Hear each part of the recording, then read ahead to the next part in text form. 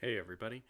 Number 59 in the Criterion collection is The Night Porter from Italy, 1974, directed by Liliana Cavina?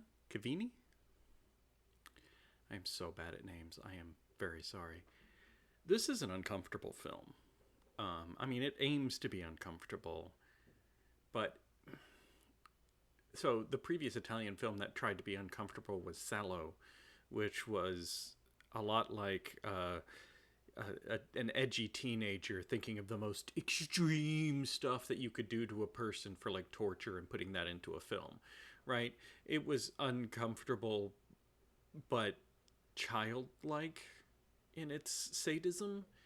This one is uncomfortable in a much more considered way. It's a better film all around. It's not comfortable. So The Night Porter is the story of a what order to do this in. A former Holocaust survivor, a woman, is married to a famous composer, conductor, and they are traveling the world. And at one hotel, she recognizes the guy manning the front desk overnight is one of the German officers who abused her when she was in a concentration camp. And he recognizes her too. And the two of them fall into a relationship that is massively unhealthy because it is obsessive and comes from their shared trauma, him on the giving end, her on the receiving end, from their time together in the concentration camp. Made more complicated is that this German officer, this Nazi officer, has a small group of Nazi friends who also like escaped persecution and are now living their own private lives. But what they've decided to do is they've held mock trials for each other and pronounced each other, guilty of their crimes that they committed during the war. And then they were all absolved, basically. They put on a big show so that they can say, oh, I did horrible, terrible things. Glad that's in the past now. Anyway, moving on.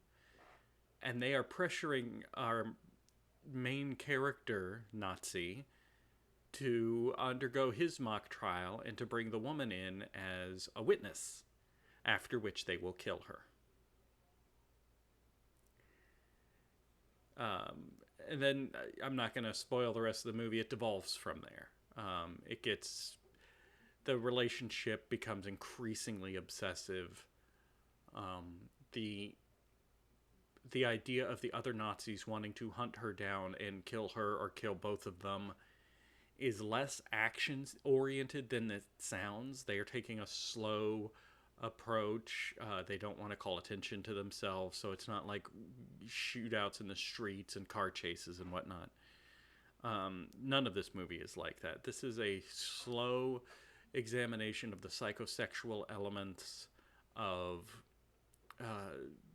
sadism, masochism, power, control, these sorts of things. It's a decent enough movie. It is uncomfortable. Definitely artsy. I don't know that I would watch this just to have a good time, ever. But I wouldn't mind watching it again if there was like a need or a context that elicited that. I'm just kind of droning on now. It is a good movie. It is an artistic movie. It is not comfortable to watch, but it is very well made. It also follows in what is a very normal Italian tradition of dubbing over the voices of the actors, which is a weird thing that Italy does a lot. And then lastly, it is an Italian film, but it is all in English, which, because next time will be our 60th episode where we go over some of the data of the movies I've watched so far. The Italian film that's English broke my data stream because I had it calculating foreign versus English via countries of origin, just automatically populated until this movie, and now it has to be manually entered each time. Anyway, it's just interesting that it's an Italian film that's all in English. So next time is our 60th movie, Autumn Sonata, by Ingmar Bergman, back in Sweden in 1978. And then after that, something a little different. I'll see you guys next time.